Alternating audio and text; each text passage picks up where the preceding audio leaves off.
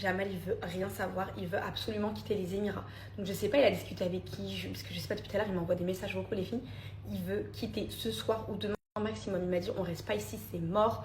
Je sais pas s'il a discuté avec des clients à lui, je sais pas ce qu'on lui a dit, mais en tout cas, il me dit il faut pas rester ici. Donc on a deux solutions. Soit c'est vrai, les aéroports réouvrent demain et on arrive à avoir un vol, parce que ça m'étonnerait qu'on arrive à avoir un vol, vu que là, chaque fois qu'ils mettent un vol, c'est sold out. Et on part de Dubaï, ça serait tellement plus simple pour nous, ça serait la solution efficace, parce qu'on habite à 15 minutes de l'aéroport. Maintenant, la deuxième solution que tout le monde m'a conseillé, c'est de partir de Oman. J'ai vu que les Tantis, hier, ils ont réussi à rentrer dans Dubaï par Oman. Ça veut dire qu'on devrait rouler 4-5 heures, faire 4-5 heures de route et arriver là-bas. Vu que c'est un pays neutre, là-bas, on pourrait prendre un vol soit pour la Mecque, soit pour le Maroc ou même la France si on y arrive. Mais là-bas, on pourrait prendre des vols beaucoup plus facilement qu'ici, parce que là-bas, c'est pas fermé. À la base, Jamal, il devait rentrer avec les plus grands dimanche en France.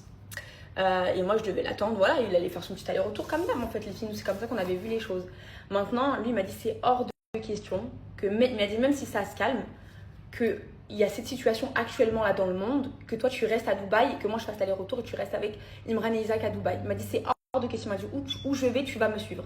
Donc, dans tous les cas, les filles, en fait, je vais pas passer le reste du ramadan ici, parce que on va devoir absolument rentrer pour les plus grands. Enfin, Jamal, il devait rentrer pour les plus grands et il veut pas. Il m'a dit c'est mort, tu restes pas ici, c'est toute seule et tout. Il m'a dit même 2 jours. Il m'a dit on sait jamais, il se repasse quelque chose, je peux pas revenir. Il m'a dit c'est hors de question. Il m'a dit on reste ensemble, on va rester comme ça. Il m'a dit jusqu'à que la situation elle se calme. Donc il m'a dit on va tout faire, soit pour rentrer au Maroc, soit pour rentrer en France. Il m'a dit un des deux. Et si j'arrive à rentrer en France, les filles, je pense que j'irai Inch'Allah finir le reste du ramadan chez mes parents dans le sud de la France, si j'y arrive à aller jusqu'à là-bas, les filles, Inch'Allah. Et jusqu'à que la situation elle s'arrange ici aux Émirats et que parce qu'en fait je comprends pas, les filles, j'arrive pas à comprendre. Ils disent que j'ai pas envie de parler pour vous dire de la merde, en fait, les filles, c'est ça. En fait, j'ai pas envie de vous dire des conneries, mais comme le guide suprême